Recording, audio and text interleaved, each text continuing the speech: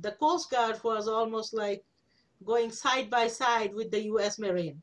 Yeah, with the Navy, and then very tight with the Marines Yes. In landing. So the Marines still like the Coast Guard a lot.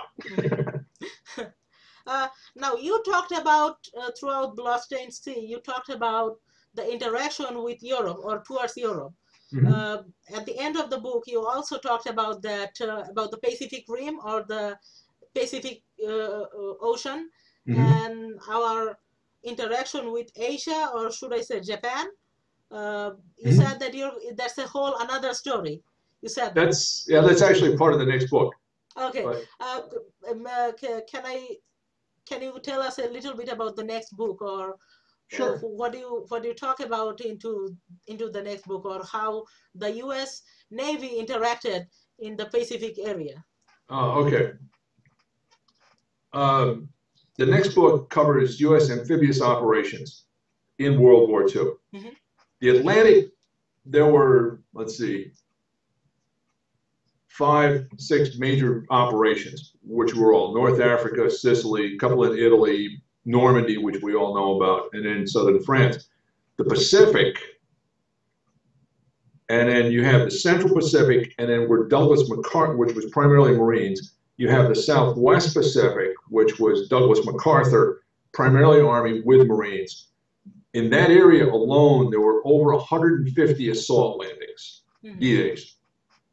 So it was extensive.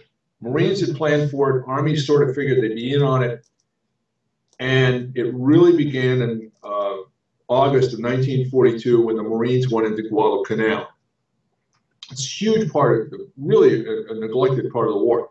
Then if you look at a map, you've got Bougainville, Papua New Guinea, New Britain, all the islands right up the Western Pacific Rim.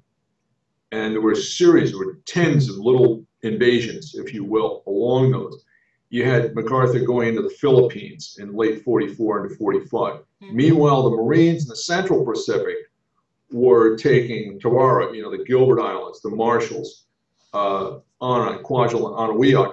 So there's this two-prong effect to come up and isolate Japan at that point. Immense number of landings, some involving a few ships, maybe a few hundred men, some involving thousands later on. And it's a nightmare to try to sort out, but that's part of what was going on. And it's a major neglected part. I'll step aside a little bit, different part of a different question. I think most Americans feel that World War II was Pearl Harbor. Right. Normandy, D-Day, which frost me because it was one D-Day. Maybe Iwo Jima. Now,